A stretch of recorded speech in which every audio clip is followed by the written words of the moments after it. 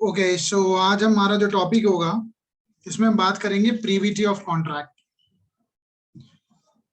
ठीक है, तो प्रीविटी ऑफ कॉन्ट्रैक्ट,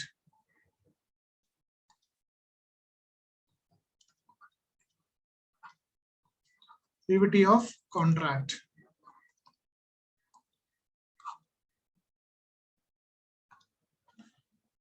ठीक है, प्रीविटी ऑफ कॉन्ट्रैक्ट। अगर हम सिर्फ इसको वर्ड से ही समझते हैं प्रीविटी ऑफ कॉन्ट्रैक्ट क्या होता है, बहुत सारे लीडिंग केस लॉज हैं वो पढ़ेंगे, और ये क्वेश्चन 20 मार्क्स का भी डायरेक्टली आ सकता है, मेंस में आता है। और इस टॉपिक के बाद हम आज करेंगे माइनर से रिलेटेड जो कॉन्सेप्ट है, सेक्शन 11 से रिलेटेड है, बहुत ही टेक्निकल और बहुत ही क्लियर कॉन्सेप्ट है, विल डू दैट। ठीक है, माइनॉरिटी से रिलेटेड है। सो पहले हम प्रीविटी स्टार्ट करते हैं, privity of contract. Privity of contract, I am sure you would be aware about it कि प्रीविटी ऑफ कॉन्ट्रैक्ट होता क्या है।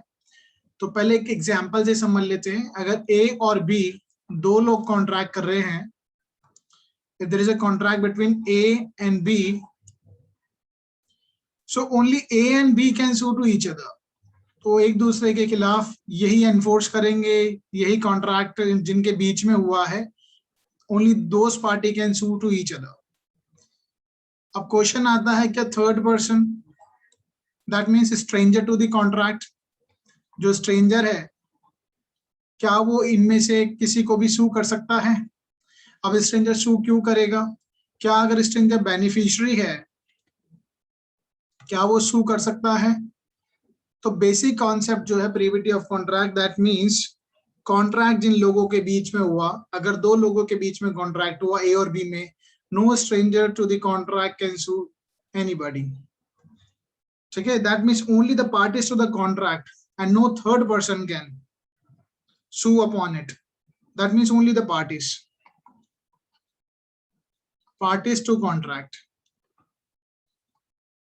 ठीक है, प्रीविटी ऑफ कॉन्ट्रैक्ट का मतलब हुआ यानी दो लोगों के बीच में जब कॉन्ट्रैक्ट हो रहा है, सिर्फ वो दो लोग, वही आपस में जो टर्म्स एंड कंडीशन है उससे अबाइड होंगे, और वही अगर ब्रीच ऑफ कॉन्ट्रैक्ट होता है, they can sue to each other. जो भी ब्रीच करेगा, that party can approach to the court for the enforcement of their right. That mean stranger to the contract can not sue, stranger sue नहीं कर सकता। No third person, no third person can sue, वो नहीं कर सकता। ठीक है, चाहे वो उसके फायदे के लिए हो रहा हो। अब ये चीजें जो है, बिकॉज कॉन्ट्रैक्ट अल्टीमेटली इन दोनों के बीच में हुआ, लाइबिलिटीज भी दोनों उठाएंगे, देयर इज नो म्यूचुअलिटी।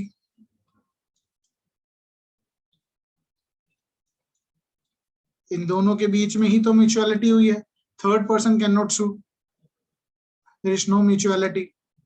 इसी के चलते पहले हमें ये देखना पड़ता है, ये जो कॉन्सेप्ट है प्रीविटी ऑफ कॉन्ट्रैक्ट का, ये कहां से ड्राइव्ड हुआ है। अब ये जो कॉन्सेप्ट ड्राइव्ड हुआ है प्रीविटी ऑफ कॉन्ट्रैक्ट, एक लीडिंग केस है जो हम ऑलरेडी कर चुके हैं। It has been derived from the leading case Tweddle versus Atkinson. Tweddle versus Atkinson.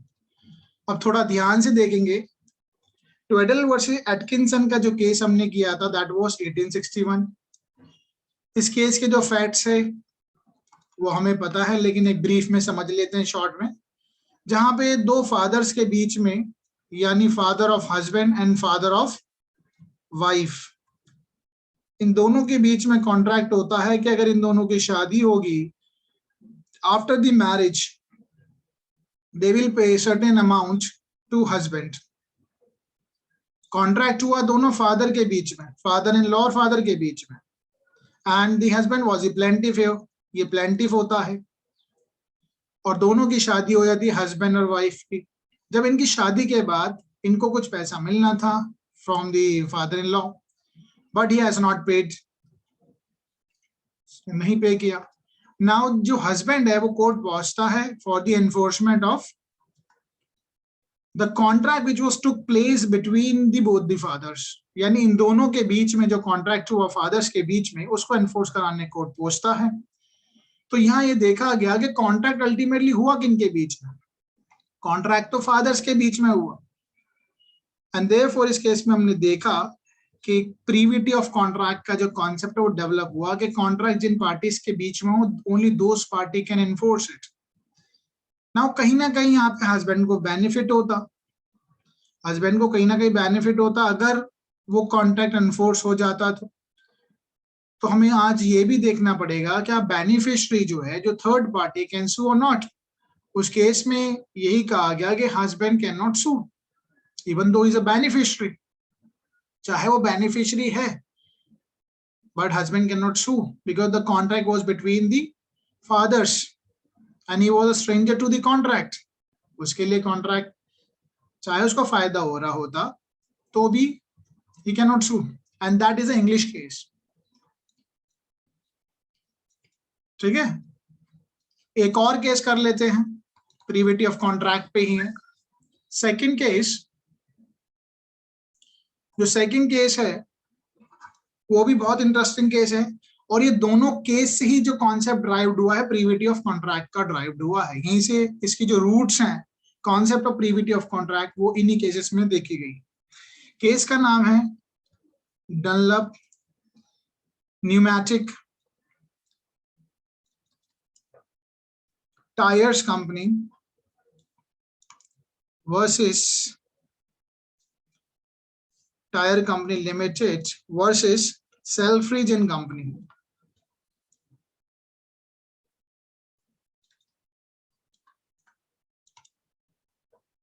सेल्फ्रिजन company. Okay, so Dunlop tyre pharmaceutical tyre company limited versus Selfridge company. अब इस case में क्या हुआ, एक कॉन्ट्रैक्ट हुआ Dunlop tyres. I am sure आपने देखे होंगे टायर्स आते थे या आते हैं अभी भी डनलप्स के, जैसे एमआरएफ है वैसे भी डनलप कंपनी टायर बनाती है। तो डनलप के जो टायर थे इन्होंने कॉन्ट्रैक्ट किया एक और कंपनी थी जिसका नाम था वन ड्यूएन कंपनी। असलियत में जो कॉन्ट्रैक्ट हुआ वो डनलप और वन ड्यूएन कंपनी के बीच में हुआ और कॉन्ट्रैक्ट क्या हुआ कि हम आपको जो अपने टायर्स बेचेंगे, जो सोल्ड करेंगे, आप उन टायर को वन ड्यूएन कंपनी एक बिलो लिस्ट प्राइस से नीचे नहीं बेचेगी। Not to sell the tyre below the list price, यानी प्राइस किसने डिसाइड किए, टायर वाली कंपनी ने। और ये कॉन्ट्रैक्ट इनके बीच में हुआ Dunlop tyre and one Dew and company के बीच में। ठीक है, ये कहा गया और इन्होंने ये भी टर्म एंड कंडीशन रखी, अगर वन ड्यूएन कंपनी किसी और के साथ एग्रीमेंट करती है या कॉन्ट्रैक्ट करती है तो वो कंपनी भी एक पर्टिकुलर अमाउंट जो इन्होंने डिसाइड किया उससे नीचे नहीं बेचेगी। तो यहाँ पर डनलप का कॉन्ट्रैक्ट हुआ वन ड्यूएन कंपनी से और ये कहा गया था इन दोनों के बीच में, डनलप और वन ड्यू कंपनी के बीच में, कि अगर किसी और को भी टायर बेचेंगे किसी और कंपनी को तो वो कंपनी भी यानी सेल्फ्रिजन कंपनी भी बिलो प्राइस से नीचे, जो कि डिसाइडेड था किसके द्वारा, डनलप के द्वारा, उससे नीचे टायर्स नहीं बेच सकती। फॉर विच सेल्फ्रिजन कंपनी एग्री हो गई थी और सेल्फ्रिजन कॉन्ट्रैक्ट किससे है, वन ड्यूएन कंपनी से है। ठीक है, क्योंकि इन्होंने इसको टायर बेचे, इन्होंने इसको, डनलप ने वन ड्यू को बेचा, वन ड्यू ने सेल्फ्रिज को बेचना स्टार्ट किया और इन दोनों के बीच में एग्रीमेंट हो गया। ठीक है कि हाँ, सेल्फ्रिज ने भी एग्री किया कि they will not sell I mean the tires below the listed price decided by the Dunlop। लेकिन सेल्फ्रिज ने आगे चल के इस कॉन्ट्रैक्ट को, इस एग्रीमेंट को नहीं माना, ये टर्म्स एंड कंडीशन, उसने बिलो प्राइस से नीचे बेच दी। अब क्वेश्चन यहाँ पे क्या अराइज होता है कि जब इन्होंने बिलो प्राइस से नीचे टायर्स को बेचे तो अल्टीमेटली डनलप टायर ने इसको केस कर दिया, डनलप टायर ने सेल्फ्रिज को केस किया ना। तो क्वेश्चन कम्स, साफ साफ नजर आ रहा है कि इसमें कि प्रीविटी ऑफ कॉन्ट्रैक्ट का case, is that clear, privity of contract का केस है या नहीं है। डनलप टायर ने सेल्फ्रिज से क्या लेना देना। अब कॉन्ट्रैक्ट इस जो हुआ था अल्टीमेटली डनलप टायर का वन ड्यू का हुआ था, they were the privity of the contract, और यह कॉन्ट्रैक्ट वन ड्यू और सेल्फ्रिज का हुआ था, but third party can not sue. तो डनलप टायर जो है वो सू नहीं कर सकती सेल्फ्रिज को, ये that was laid down in this case also. ठीक है, तो दोनों केस जो है प्रीविटी ऑफ कॉन्ट्रैक्ट से डील करते हैं। आई होप दोनों केस क्लियर हुए होंगे आपको। अब इसमें एक केस था जो जिसमें व्यू तो रखा गया कि हाँ ऐसा प्रीविटी ऑफ कॉन्ट्रैक्ट में थर्ड पार्टी भी सू कर सकती है या नहीं कर सकती है, बट उस केस का इतना ज्यादा औचित्य नहीं है क्योंकि उसमें लॉर्ड डेनिंग का व्यू था कि भाई थर्ड पार्टी को अलाउ करना चाहिए सू, थर्ड पार्टी अलाउ करना चाहिए to sue if is a beneficiary. अगर उसको कुछ फायदा हो रहा है तो definitely third party can sue. That was a view of Lord Denning in the case of Beswick versus Beswick, Beswick versus Beswick, Beswick versus Beswick. ठीक है, और ये केस कब का है? 1966। पहला केस हमने पढ़ा ट्यूडल वर्सेस एटकिंसन 1861। दूसरा केस हमने पढ़ा डनलप, ये जो टायर वाला केस है, दैट वाज आल्सो 1915 का था, काफी पुराना केस रहा। और ये न्यू डेवलपमेंट आया था, सिर्फ एक व्यू था, that was a view of Denning. ठीक है, ये लॉर्ड डेनिंग का व्यू था, बट इस व्यू को नकार दिया गया। क्यों नकार दिया गया? अब यहां पर ये कह दिया गया कि it is a parliament will decide, यानी वहां की लेजिस्लेचर डिसाइड करेगी कि असलियत में इसको थर्ड पार्टी कैन सू और नॉट। तो इंग्लैंड में कंडीशन प्रीविटी ऑफ कॉन्ट्रैक्ट को लेके क्या थी और क्या है?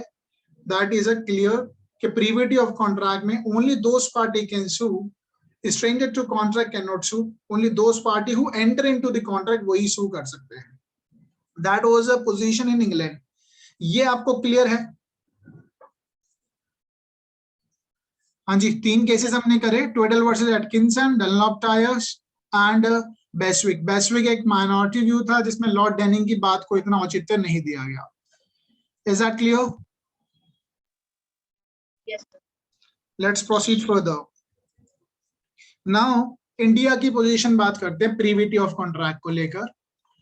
Privity of contract from India के पोजीशन से, इंडिया में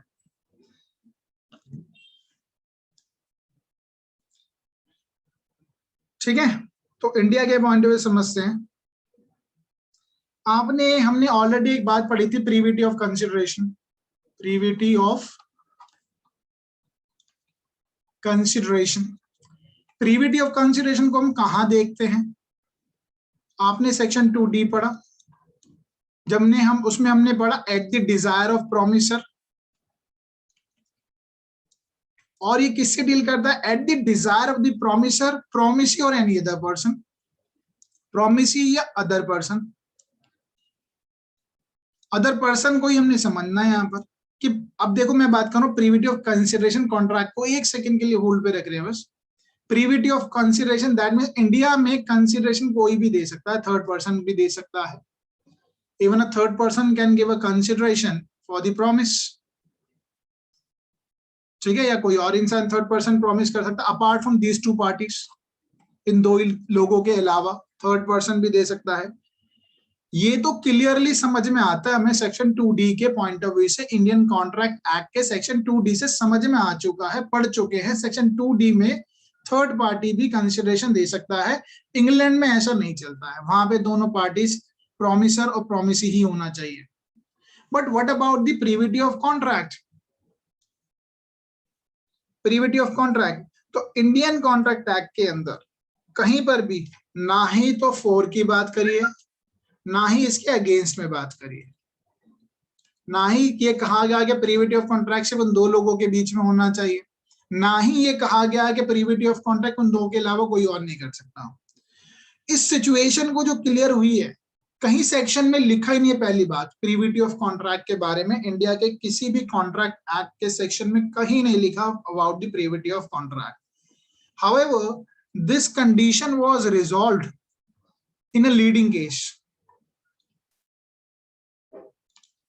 ये प्रॉब्लम कहां सॉल्व हुई है? ये एक लीडिंग केस में सॉल्व हुई है। अब केस का नाम क्या है? केस का नाम है जमुना दास वर्सेस राम अवतार। जमुना दास वर्सेस राम अवतार।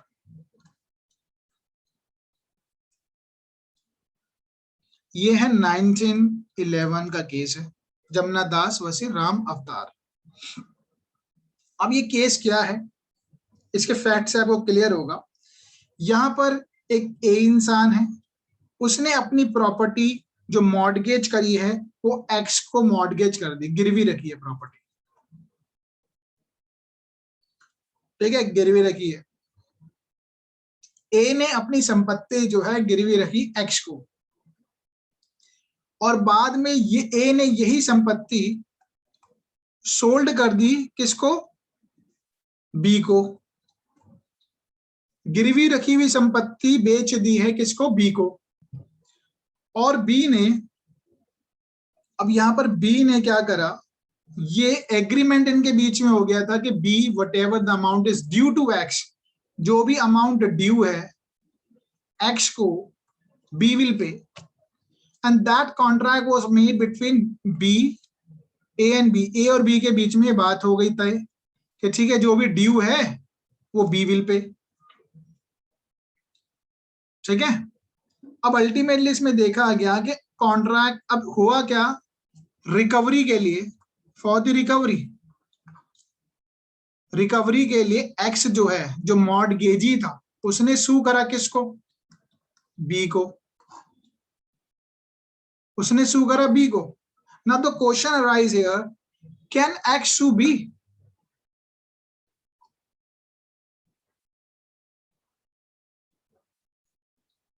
आप बताइए मुझे, क्या एक्स सू कर सकता है बी को, यानी मॉर्गेजी सू कर सकता है बी को?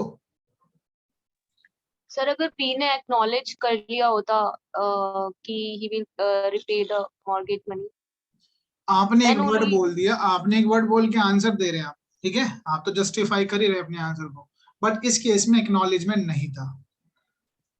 आपने इसीलिए तो सर बिल्कुल यहाँ इसके पर वी आगे कांट की से। बात बता दी, और बहुत आई रियली अप्रिशिएट, आपको पता है, समझ चुके हैं आप एक्नॉलेजमेंट की। पहली बात, एक्नॉलेजमेंट कर लिया होता तो यहाँ पे कहीं ना कहीं एक नया कॉन्ट्रैक्ट हो जाता इन दोनों के बीच में, but there was no acknowledgement. So here दो एक्स इज अ बेनिफिशियरी, चाहे इसको फायदा हो रहा है, या there was a no contract between X and B, A और बी के बीच में तो कॉन्ट्रैक्ट हुआ अल्टीमेटली, तो X can not sue B. इस केस में यही कहा गया है कि इस, क्योंकि जो अल्टीमेटली जो एग्रीमेंट से कॉन्ट्रैक्ट हुआ for the discharging the dues, that was between A and B only, A और बी के बीच में हुआ है। Situation would have been a different, situation अलग होती अगर बी एक्नॉलेज कर लेता एक्स का डेट, और एक्स को ये पता होता और ये एक्स से कॉन्ट्रैक्ट कर लेता कि ठीक है मैं आपका पैसा दूंगा। Situation would have been a different. Is that clear? एक केस और करते हैं और भी क्लियर हो जाएगा। पहले बताइए मुझे, जमुना दास क्लियर है? ओके। और चीजों को जितना सिंपल क्लियर समझेंगे इजी रहेगा। Don't need too much panic about it, ज्यादा सोचिए भी मत, क्योंकि बहुत ज्यादा हम सोच जाते तो डाउट्स में आ जाते। अब इंडिया के अंदर सुप्रीम कोर्ट ने जो फर्स्ट टाइम इसको अप्रूवल दे दी कि हाँ प्रीविटी ऑफ कॉन्ट्रैक्ट जो है must be there, Supreme Court ने, again it was in the case of MC Chacko, M.C. Chaco versus State Bank of Travancore. State Bank of Travancore, Travancore, ठीक है। ये जो केस है हमारा, that was in the year of 1970. Again the Supreme Court has approved the rule of privity of contract, यानी supreme Court ने approved किया there must be privity of contract, कि भैया प्रीविटी ऑफ कॉन्ट्रैक्ट तो होना ही चाहिए।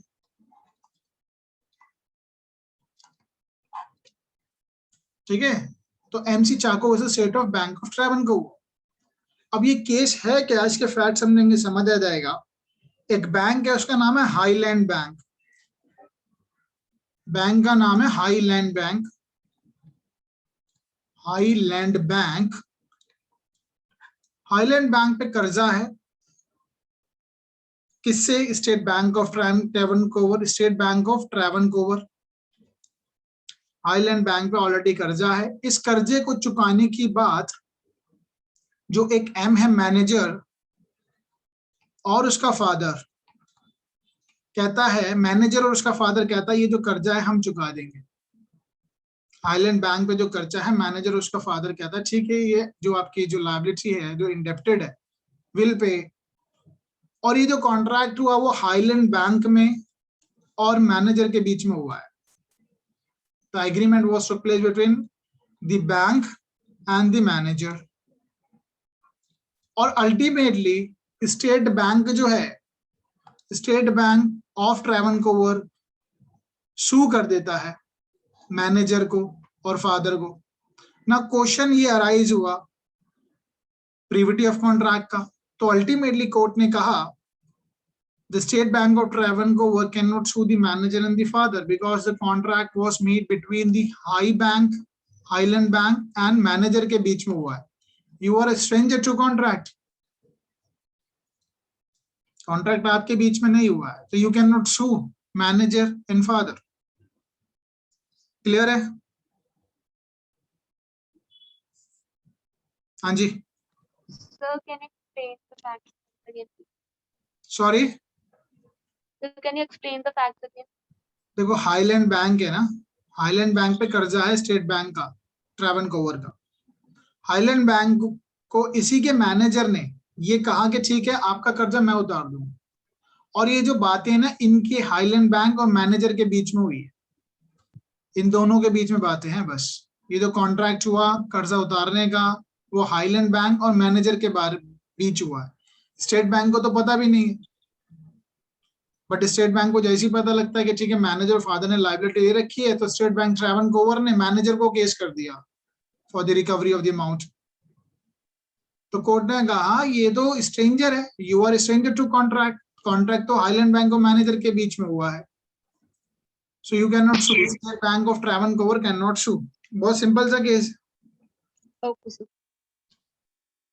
क्लियर है? Yes, sir. Ultimately Supreme Court ने कहा that the bank, State Bank not being a party to the deed could not enforce its covenant.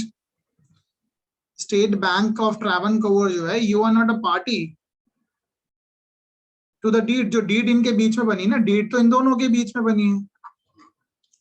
You are not party to it, and if you are not party to it, how you can enforce its covenant between highland Bank और manager के बीच में जो covenant, covenant का मतलब agreement ही होता है, ठीक है? इन दोनों के बीच में जो कवेनेंट हुए हैं, यू आर नॉट पार्टी।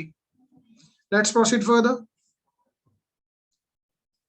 अब कई बार ऐसी चीजें होती है, इसके कुछ एक्सेप्शन भी है। प्रीविटी ऑफ कॉन्ट्रैक्ट समझ में आ गया कि दो लोगों के बीच के अंदर कॉन्ट्रैक्ट होना चाहिए, से वो ही आपस में शुरू कर सकते हैं, थर्ड पर्सन नहीं कर सकता। अभी बेसिक बात कर रहे हैं, ठीक है? बट इसके कुछ एक्सेप्शंस भी हैं, और धीरे धीरे डेवलपमेंट जब होती है लॉ में तो ऐसी चीजें निकल के आती है। दो लोगों की कॉन्ट्रैक्ट से अगर किसी को फायदा पहुंच रहा है तो व्हाई ही कैन नॉट सू, वो सारी चीजें हम पढ़ेंगे, ठीक है? तो उससे पहले केस और कर लेते हैं। एक केस है जहां पे एक लैंडमार्क डिसीजन आया दिल्ली हाई कोर्ट का,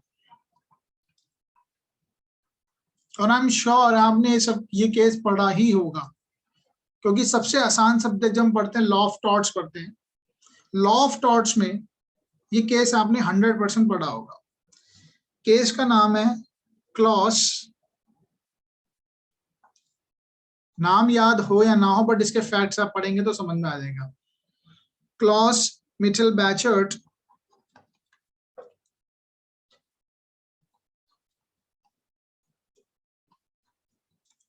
ठीक है, KLAUSMITTEL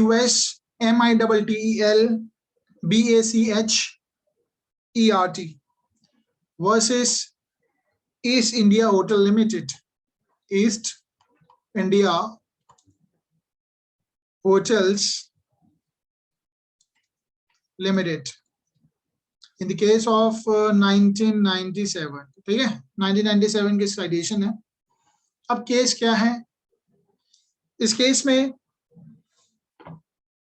हमने ऑलरेडी बात कर रहे हैं प्रीविटी ऑफ कॉन्ट्रैक्ट की. This case is will show you the exception of the privity of contract.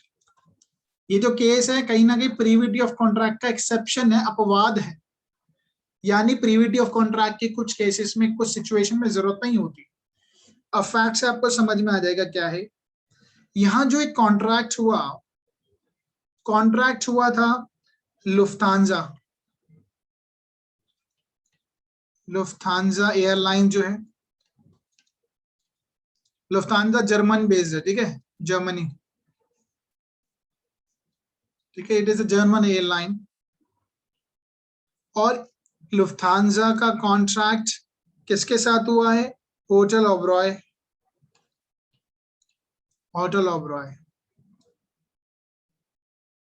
अब ये होटल ओबरॉय इसी का ही पार्ट है, ठीक है, ईस्ट इंडिया होटल्स लिमिटेड का ही है होटल ओबरॉय.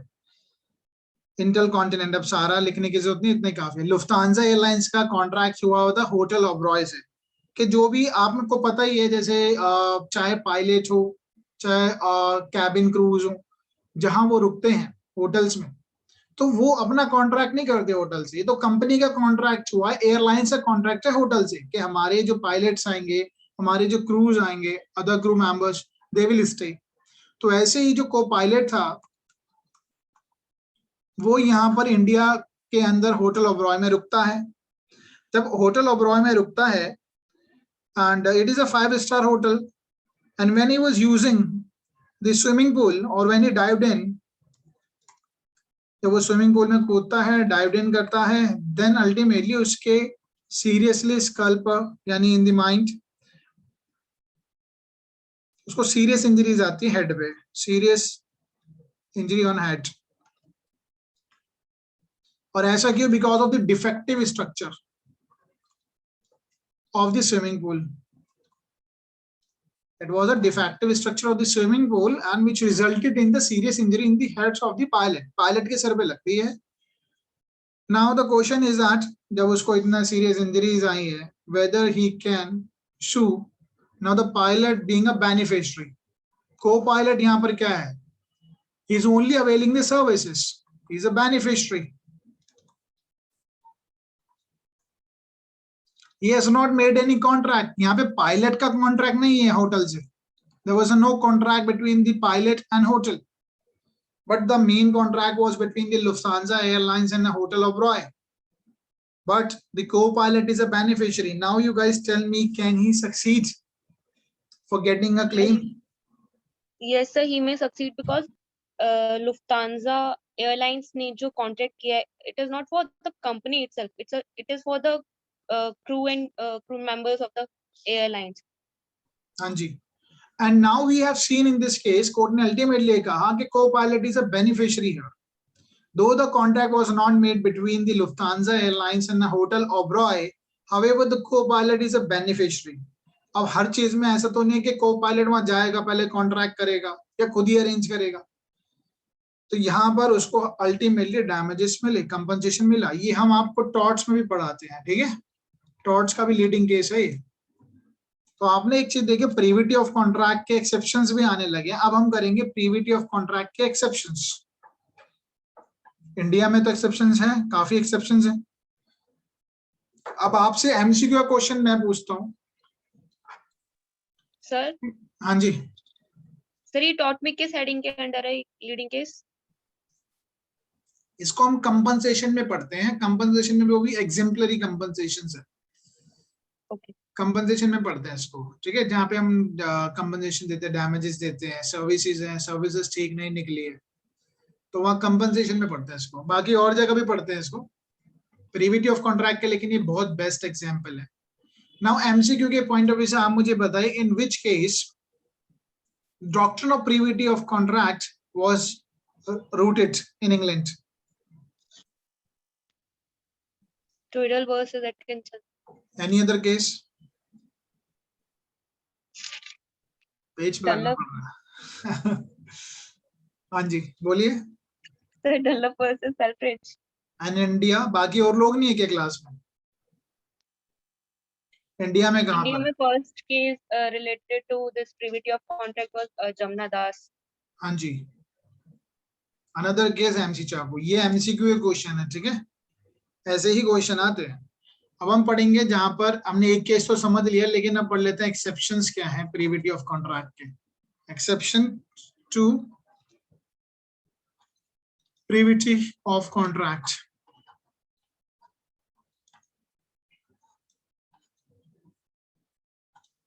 देखो, अब सबसे पहला और सबसे इंपॉर्टेंट एक्सेप्शन जो है, अगर हमने ट्रस्ट क्रिएट किया है, अगर हमने ट्रस्ट क्रिएट कर दिया है या कुछ चार्ज क्रिएट किया हुआ है, चार्ज होता है जनरली प्रॉपर्टी पे हम कर देते हैं कि भाई हाँ ठीक है, somebody will get a benefit of it।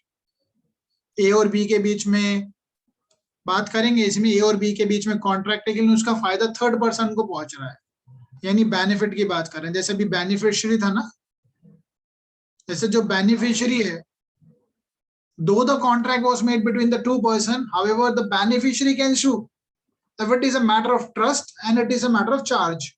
जब ट्रस्ट क्रिएट करते हैं, चार्ज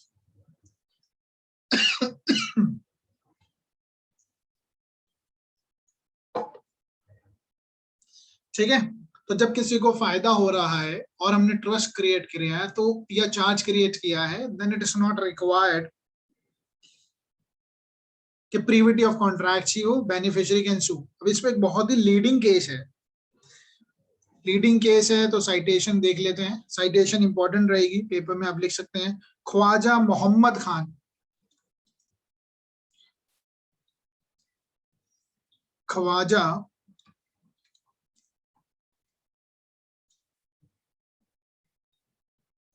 मोहम्मद खान वर्सेस हुसैनी बेगम, हुसैनी बेगम लीडिंग केस रहेगा, बोलना मत, ठीक है, क्योंकि बहुत पुराना केस है और बहुत अच्छा केस। ख्वाजा मोहम्मद खान वर्सेस हुसैनी बेगम, ठीक है। अब ये क्या है, यहाँ पर एक एग्रीमेंट होता है, केस के फैक्ट्स क्या हैं, there was a agreement between whom, between the ladies father in law and the father, यानी फादर और फादर इन लॉ के बीच में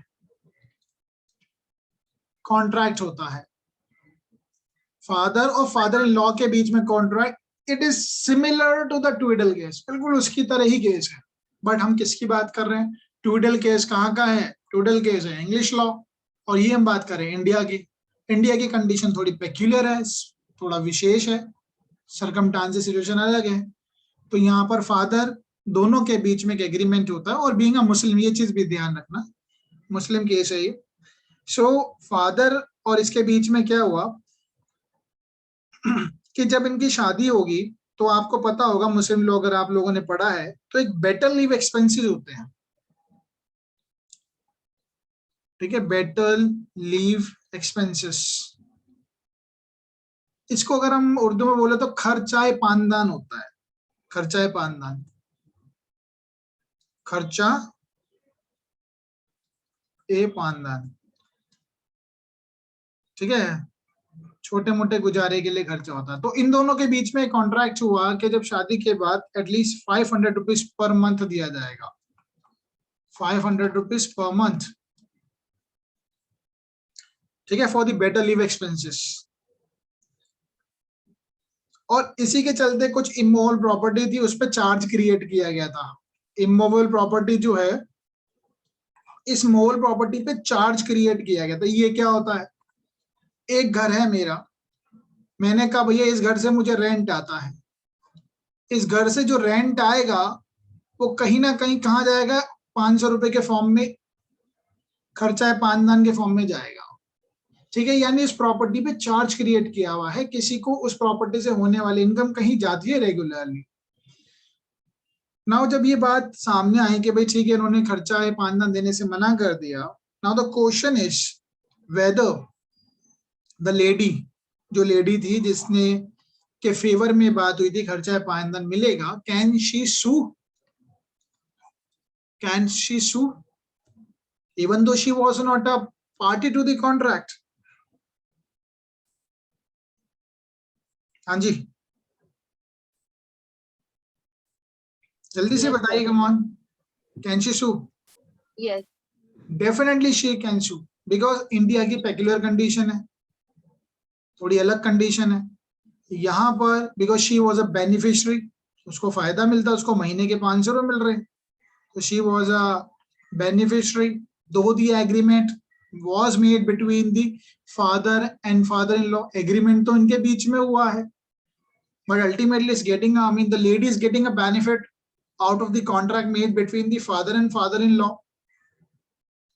तो उसको फायदा मिल रहा है, तो कोर्ट ने कहा कि definitely she'll get a benefit, and therefore contract, although she is not a party to agreement, but she is entitled to enforce the claim as the contract had been entered into her for her benefit। कि contract किस लिए बनाया गया था ये, what is the purpose of this contract? Purpose जो था that was for, ये जो कॉन्ट्रैक्ट बना वो बेनिफिट किसको देने के लिए बना, उस लेडी को, and therefore she can claim. ठीक है, इसका मतलब क्या नजर आया आपको, इससे अल्टीमेटली क्रक्स क्या निकल के आया कि वेदर वी आर फॉलोइंग ट्विडल और नॉट।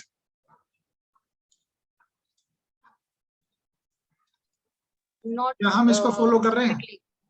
हम नहीं फॉलो कर रहे हैं, we are not following it, same ही तो फैक्ट्स है वहां पे। ठीक है, तो अल्टीमेटली ट्विडल का यहाँ पर एप्लीकेशन नहीं है, इंग्लैंड तक सीमित है। एक बात क्लियर हो गई।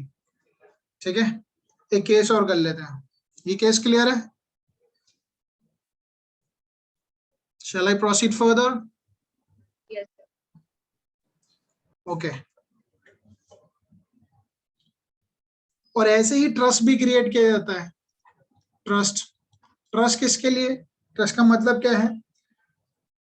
ट्रस्ट होता है जैसे property held and manage by one or more person for another's benefit, एक या दो लोगों के द्वारा प्रॉपर्टी जो है वो मैनेज की जाती है फॉर द बेनिफिट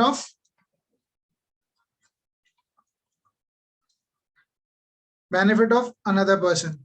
अच्छा, आप मुझे बताइए, क्या अनबॉर्न को प्रॉपर्टी ट्रांसफर की जा सकती है? क्या अनबॉर्न को प्रॉपर्टी ट्रांसफर की जा सकती है? ज्यादा डिटेल में नहीं जाऊंगा, सिर्फ एक सेकंड के लिए आपसे पूछ रहा हूँ, आपकी नॉलेज जानना चाह रहा हूँ। बताइए, जो बच्चा पैदा ही नहीं हुआ, क्या उसको प्रॉपर्टी ट्रांसफर की जा सकती है? Yes, अगर sir, आप by टीपीए पढ़े होंगे तो। हाँ by जी, creating life interest. Yes, the property can be transferred to anyone by creating life interest. Life interest कोई सेक्शन वगैरह है? Got that. अच्छा, जो बच्चा अभी आया है नहीं उसके नाम पे कैसे ट्रांसफर होगी प्रॉपर्टी?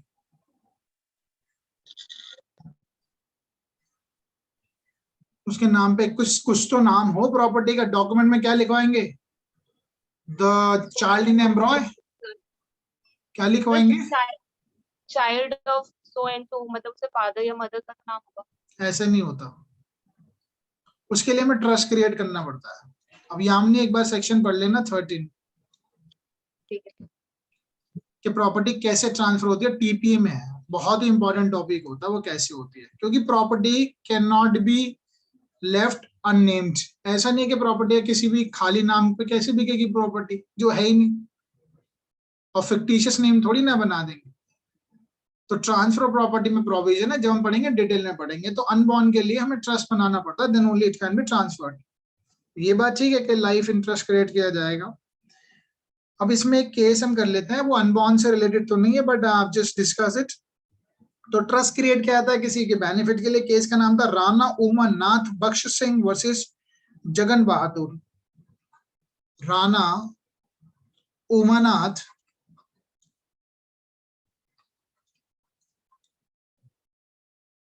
बख्श सिंह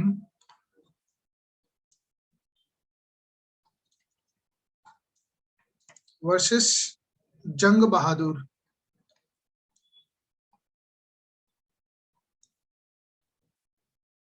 ठीक है, स्पेलिंग इसमें BAH है। ठीक है, बहादुर के स्पेलिंग चेक कर लेना आप।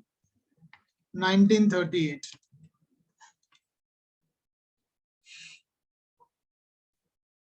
अब इस केस में क्या हुआ, एक ए इंसान को उसके फादर ने, एक ए इंसान को उसके फादर ने सक्सेसर बना दिया और उसको पोजीशन दे दिया सारी जमीन का। सक्सेसर बना दिया उसका अपना, और सारी ही जमीन उसके जो भी पोजीशन दे दिया, सारी संपत्ति का, जो भी उसके फादर के पास एस्टेट थी। एट द सेम टाइम, और इसके कंसिडरेशन में क्या लिया फादर ने, व्हाट वाज द कंसिडरेशन, तो होना जरूरी है। ए जो है एग्री हो गया कि ठीक है, I will pay, A will pay a some and the कुछ पैसा और एक गांव, सम अमाउंट, और एक छोटा सा गांव जो है वो बी के नाम पर कर देगा। और बी कौन है यहाँ पर, B is a illegitimate son, illegitimate son of ये जो है ना, ये फादर जो है, इन्हीं का एक और बेटा था फादर, ठीक है, फादर ऑफ ए कह देता हूं। तो यहाँ पर क्या है कि ए को सारा संपत्ति दे दी गई इस कंडीशन पे, या एक उसके साथ राइडर अटैच करके कि ठीक है, you will be the possessor और successor of my property and estate, बशर्त है that you will pay some amount in the village in the name of B, who is a illegitimate son of A, ठीक, father of A, ठीक है।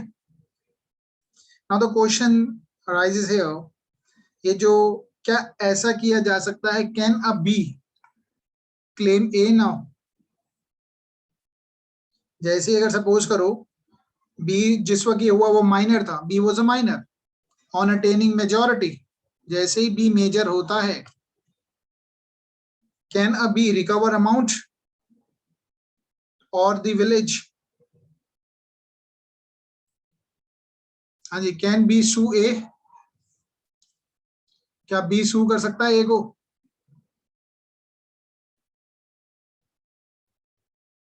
हाँ जी, B यहां पर क्या है, बी जो है एक बेनिफिशियरी है, तो beneficiary can sue, definitely can sue, जैसे भी हमने पहले केस में पढ़ा। तो क्लियर है ये केस?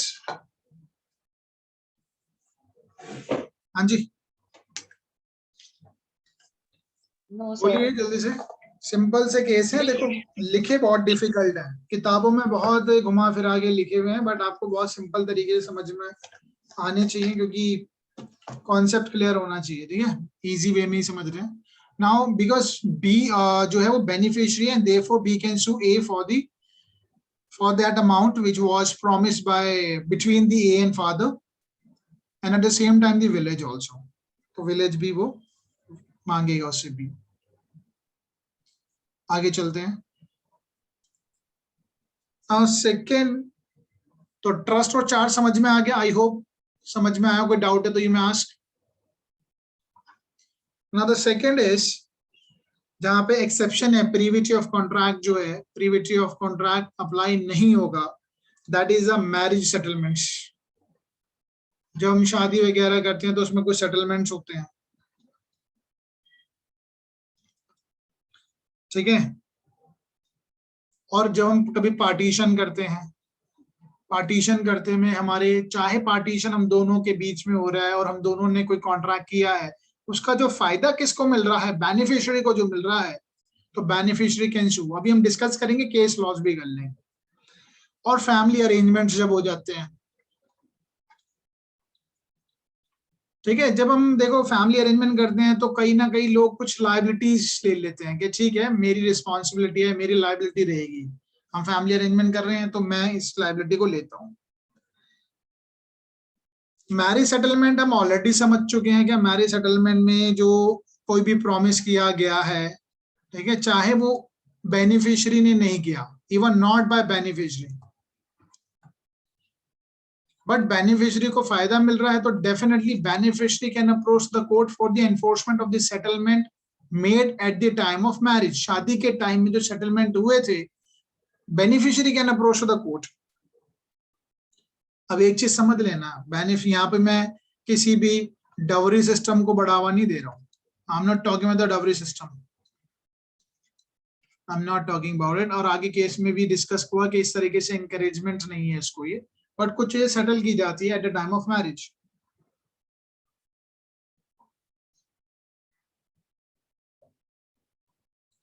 दैट मीन्स कुछ चीजें जो गर्ल्स के, आई मीन लड़की के फादर ने, गर्ल्स फादर ने कुछ चीजें सेटल की थी eight the time of marriage, and ultimately which was settlement के टाइम पे उस लड़की को फायदा हुआ था। गर्ल को बेनिफिट हुआ था, तो दैट मीन्स जो गर्ल है after the marriage she can claim because she was a beneficiary, though the contract उन दोनों के बीच में नहीं भी हुआ होता, because even though she was a party to agreement, चाहे वो एग्रीमेंट की पार्ट उस एग्रीमेंट में पार्टी थी या नहीं थी, even though she was not party to the agreement, was not party. ये बात क्लियर है? तो इस केस का नाम था जिसमें फादर ने कुछ कहा, ठीक है, कुछ कॉन्ट्रैक्ट किया किसी से कि मैं शादी के बाद अपनी बेटी को कुछ बेनिफिट्स दूंगा, बाद में अगर वो नहीं देता है तो even a girl can sue. It is a case of Rose versus Joseph, Rose versus Joseph 1925, ठीक है, रोज वर्सेस जोसेफ। पार्टीशन की हम बात करें तो दो भाइयों के बीच में अगर पार्टीशन होता है, जॉइंट प्रॉपर्टी है, तो जॉइंट प्रॉपर्टी है, पार्टीशन हो रहा है, तो उन्होंने एक आपस में एक सेटलमेंट भी किया पार्टीशन के टाइम में कि who will maintain their mother, who will maintain their mother, mother को कौन मेंटेन करेगा फ्यूचर में। तो जिसने कॉन्ट्रैक्ट तो दो ब्रदर के बीच में हो रहा है, एग्रीमेंट दो ब्रदर के बीच में है, बट कहीं ना कहीं मदर के लिए बात की जा रही है, मदर वुड बी बेनिफिशियरी। अगर that means question here is can a mother sue, definitely mother can sue. ठीक है, ये केस का नाम भी लिख लेते हैं हम। केस का नाम है शुप्पू आनंद, अम्मल है, sorry not Anand, Shuppu Ammal versus Subramaniam, Subramaniam.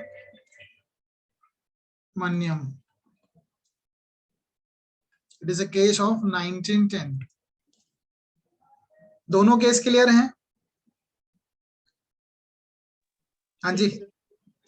अब आपने एक चीज और देखी हुई, कई बार ऐसा होता है, हम हिंदू अनडिवाइडेड फैमिली में रहते हैं जनरली, मैक्सिमम लोग, कई हैं अब न्यूक्लियर फैमिली, बात अलग है। हिंदू अनडिवाइडेड फैमिली होती है तो वहां पर ये बातें चलती है कि भाई शादी का खर्चा कौन उठाएगा, मैरिज एक्सपेंसेस कौन उठाएगा, ठीक है। और पार्टीशन हो रहा था, पार्टीशन के टाइम में बात क्लियर हुई कि भाई शादी का खर्चा वो उठाएगा।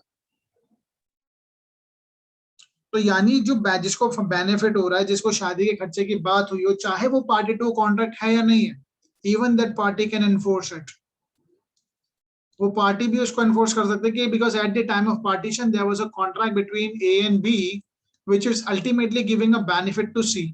सी की शादी होनी है, इन दोनों के बीच में बात हुई थी पार्टीशन के टाइम में कि ए और बी के बीच में पार्टीशन हुआ और अल्टीमेटली बेनिफिट सी को पहुंच रहा है। तो जो सेटलमेंट हुआ, even she was not a party to the contract at the time of partition, तो सी जो है वो एनफोर्स करवा सकते हैं इस बात को। ये भी एक केस है, केस का नाम आप लिख लीजिए।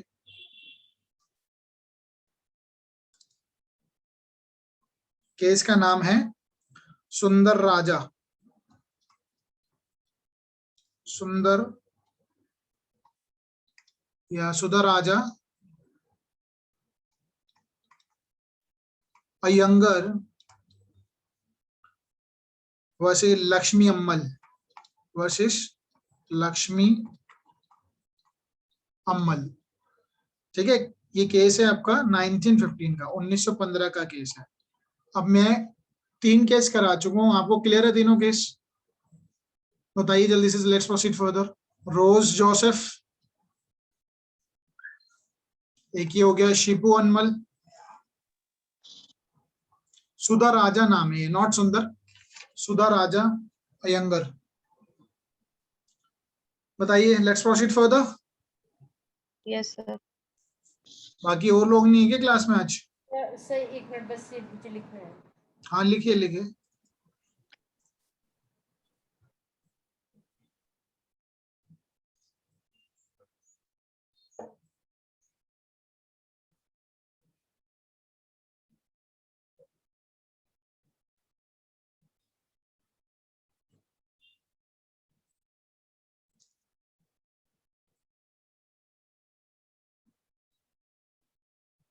Okay, shall I proceed further? Yes, sir. Okay, so अब तीसरा इसका एक्सेप्शन है जहां पे प्रीविटी ऑफ कॉन्ट्रैक्ट की जरूरत नहीं होगी, यानी उसका एक्सेप्शन है एक्नॉलेजमेंट।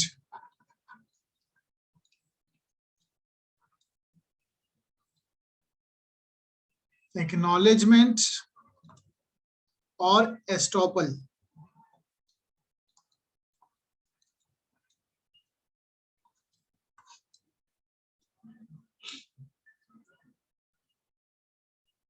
एक्नॉलेजमेंट समझ में आता है, कॉन्ट्रैक्ट हो रहा है सपोज ए और बी के बीच में,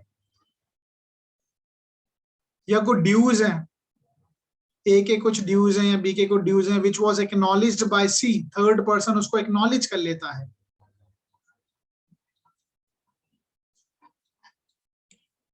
then ultimately it can be enforce. अगर एक्नॉलेजमेंट हो चुकी है किसी बात को, दैट कैन बी इन्फोर्स। और एस्टॉपल होता है जब कोई इंसान कुछ कहता है वो बाद में अपनी बात से पीछे नहीं हट सकता, जैसे हम ऑलरेडी कर चुके हैं promissory estoppel. If somebody has given a promise to fulfill the damages or debts of somebody, to pay the damages of someone, third person, then it is acknowledgement from his side. और अगर उसने जो कहा वो अपनी बात से वापस नहीं पीछे हट सकता। और एस्टॉपल को तो हम इसका जो जनरल बेसिक कॉन्सेप्ट है वो हम पढ़ते हैं section 115 of Indian evidence act में। कोई डिक्लेयर करता है, कोई एक्ट करता है या ओमिशन करता है, उसके बाद सामने वाली पार्टी अपनी पोजीशन को अल्टर या चेंज करती है या इज डूइंग एनी एक्ट, तो he can not take his words back. So पहले हम देख लेते हैं, अब इस पे कुछ केस लॉ है। सो कई बार टर्म्स ऑफ द कॉन्ट्रैक्ट इस तरीके की होती है, टर्म्स ऑफ कॉन्ट्रैक्ट इस तरीके से बनाई जाती है कि जिसमें बात की गई है payment to third person, payment to third person को बात की गई है कि हम ए और बी के बीच में किसी मकान को बेचने की बात चल रही है, और ए कहता ठीक है आप मुझे पैसा जो दोगे ना, ठीक है, ए कहता है आप बी से कि आप मुझे जो मेरे को पैसा देना है, मनी ए के पास जो आनी है, वो अमाउंट उसका कुछ पार्ट सी को दे देना, थर्ड पर्सन को।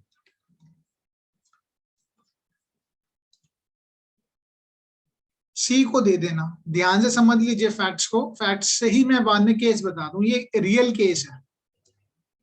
ए कहता है कि भाई आपके और मेरे बीच में एक प्रॉपर्टी है, ए ने कहा भाई ठीक है मैं आपको मकान बेच रहा हूं, आप मुझे पैसा दीजिए।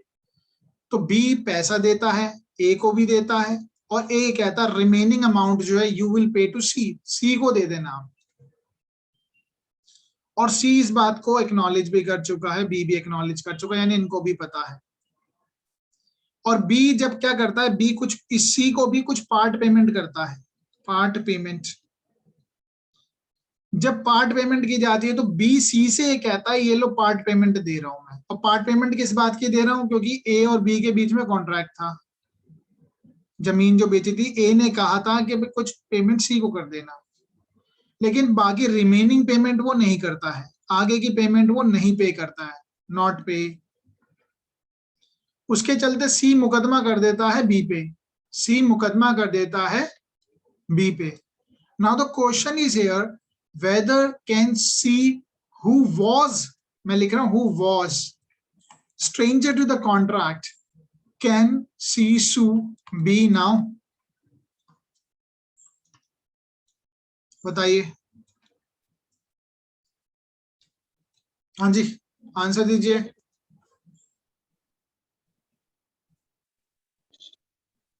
बताइए।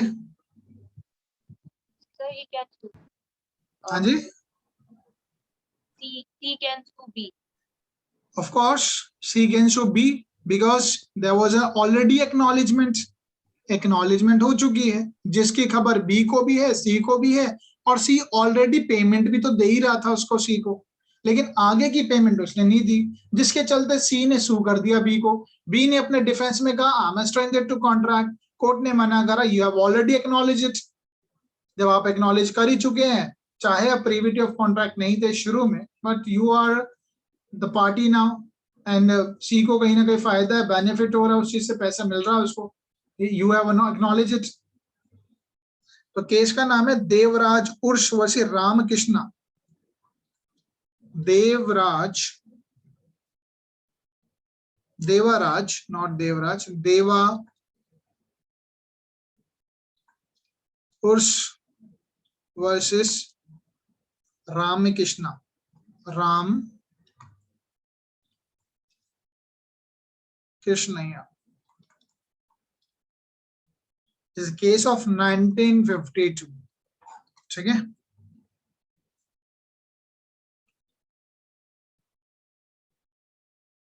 सो कहने का मतलब there was a no privity of contract, there was no privity of contract. Privity of contract नहीं था किसके, बी और सी के बीच में, there was no privity of contract between B and C. But बाद में सब्सिक्वेंटली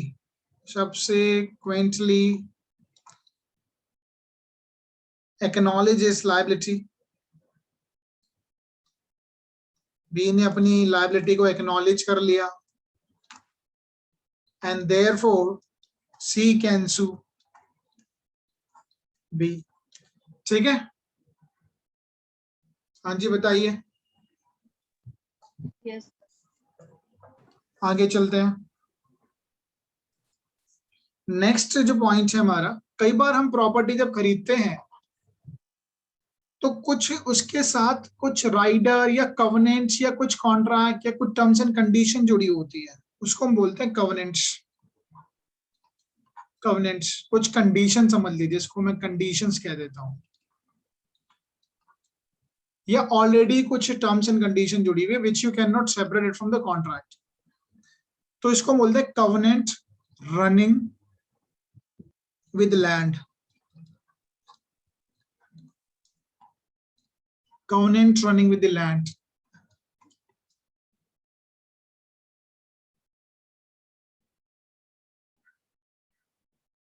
तो यानी जब हम कोई जमीन हमने खरीदी, या जब कोई इंसान जमीन खरीदता है, उसे ये नोटिस है कि भाई इस जमीन के साथ तो ये कंडीशन अटैच्ड है, मैं ये चीज नहीं कर सकता, उसके साथ कुछ सर्टेन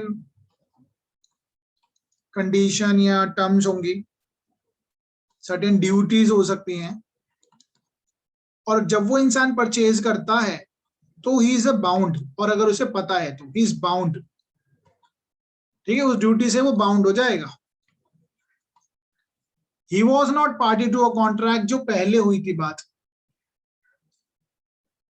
ठीक है, duties created by agreement affecting the land. तो यानी जो भी, अब सपोज ए है, ए ने कोई प्रॉपर्टी खरीदी, इज अ परचेजर, बी ने बता दिया भैया इस प्रॉपर्टी से कुछ पैसा जो है, ये जो आप घर खरीद रहे हैं, सपोज करो इस पे चार्ज क्रिएटेड है, इस पे प्रॉपर्टी पे कुछ चार्ज क्रिएटेड है, और ये बात बी ने ए को बताती खरीदते वक्त, यानी ए को नोटिस था इस बात का कि भाई हाँ इस प्रॉपर्टी से किसी और का भी कुछ हक है, किसी और को भी पैसा जाता, चार्ज क्रिएटेड है, और ए उस बात को जानते हुए खरीदने के लिए रेडी है, परचेजर है, तो कहीं ना कहीं ए बाउंड होगा उस चीज से। और जो थर्ड इंसान है, सपोज करो सी के फेवर में बात जा रही है, सी को उससे बेनिफिट होता है, C can sue A if is not paying it.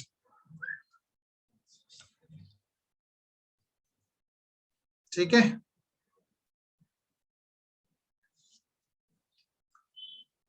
ये पॉइंट क्लियर है।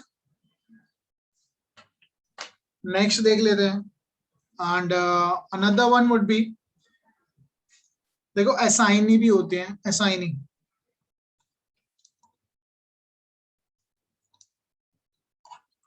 जब हम कोई पॉलिसी लेते हैं, जैसे इंश्योरेंस पॉलिसी लेते हैं, असलियत में कॉन्ट्रैक्ट जो होता है वो इंश्योरर और इंश्योर्ड के बीच में होता है।